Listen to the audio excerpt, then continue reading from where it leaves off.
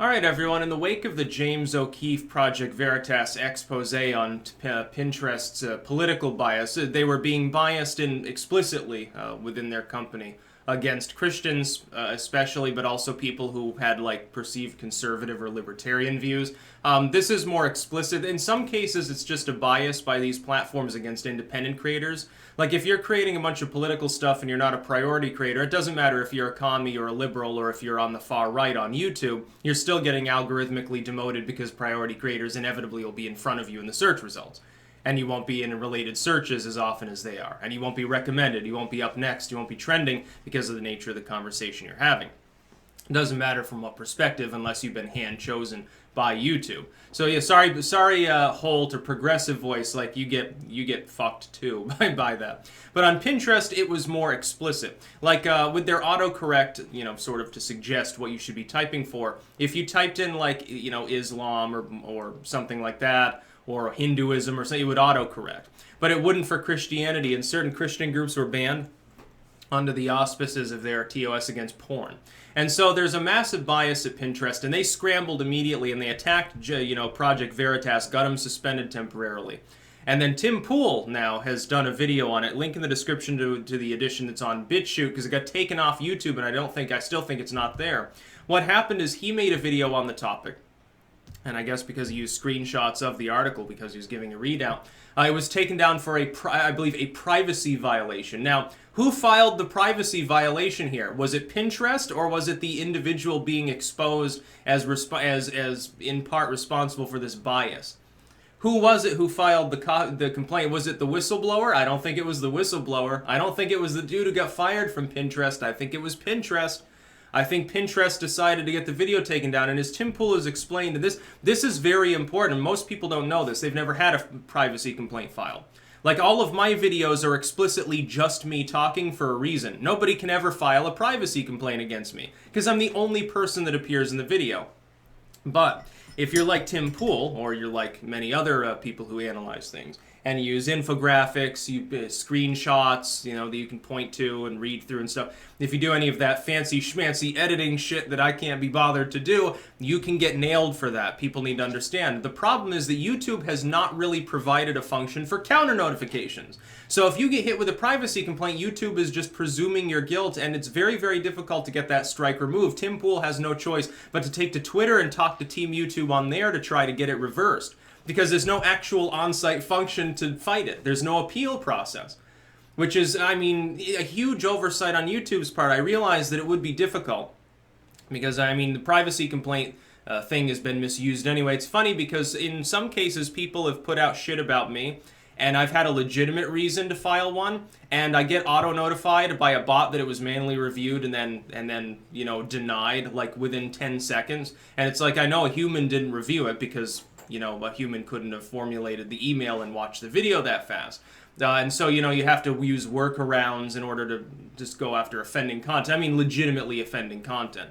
But, in Timpoole's case, all he's doing is using infographics. The video is clearly under fair use.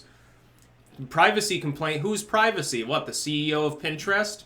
Pinterest employees' names that are responsible in part for bias? Because it wasn't the person who ended up getting fired by Pinterest, I bet, that filed a privacy complaint. Why would he care? Why would the whistleblower file a privacy complaint? It wouldn't make any sense. And by the way, that information is already out there. Project Veritas already released it. It's public record now. So it's not Timpoole's fault that it's out there. By the way, the Streisand effect. Does Pinterest not understand what it's doing? I'm sure that pissing off someone with, 500,000 YouTube subs and hundreds of thousands of Twitter followers, that's going to go over really well. Pinterest isn't one of the big 10. Pinterest is a large company, but it's not Google. It doesn't have the kind of all-encompassing clout and resources that something like Google or Apple has. So how can they possibly think that this will end well? There were a bunch of people apparently like showing caps off to James O'Keefe having deleted their Pinterest accounts. I've never used it. I don't even... What the fuck is Pinterest? Isn't it just you take images and you put them in like little slideshow thingamabobbers for what you're interested in? Like, I'm interested in ferns. There's 12 pictures of ferns that I got off. I don't understand it. It doesn't make any sense to me. It's like a scrapbook online or something like that. If I want pretty pictures of shit, I'll search for them on Minds or even on Twitter. Why the hell would anyone use Pinterest? I'm drawing a blank. So they falsely attacked him. Now he has to try to get that reversed. But the BitChute version is still there. Again, link in the description, and you should be following him there too. So, I mean, it's not going away. BitChute doesn't give a fuck. They're not even based in the US. Pinterest can screw itself for all BitChute is concerned. They're not going to take down Timpoole's video. There's no reason to. It doesn't violate any legitimate terms of service. The idea that you can't use a person's name when that person is pertinent to a news event you're analyzing, my goodness, then all of the mainstream media firms should be kicked off of all of these sites. They should have everything taken down. They explicitly go after people. And like the New York Times with their expose, they name drop Lawrence Southern and Stefan Molyneux and Paul Joseph Watson, a million other people. Well, then these should get them taken down. They shouldn't be allowed to put that then on YouTube. They should have a privacy complaint filed against him. Stefan Molyneux and all these others should go after these companies. It's funny because I can remember this was over a year ago, I think. Right Wing Watch. Not many people know this because not many people watch, and they had a really old channel. I remember I was a subscriber back during the Obama era. I thought it was great because they went after idiots like Pat Robertson. They got banned off of YouTube because explicitly their channel just repackaged clips of other people talking from their channels and re-uploaded them with new titles. See, that's a privacy violation and a copyright concern as well. That's an actual violation of TOS. It's very funny because they were yammering about that some time ago about wanting to get restored, and it's like, yeah, that's not going to happen. You'd end up getting pounded by more copyright complaints anyway because you're too stubborn to conform to the rules. Meanwhile, Timpoole gets punished for name-dropping somebody pertinent to an article he's trying to analyze, or was it a picture of the report from Veritas? See, if you're just doing it like I am and you're not using the name and you're not pointing to the reporter saying you can't get a privacy complaint issue, but that's just going to help amplify Timpoole's video.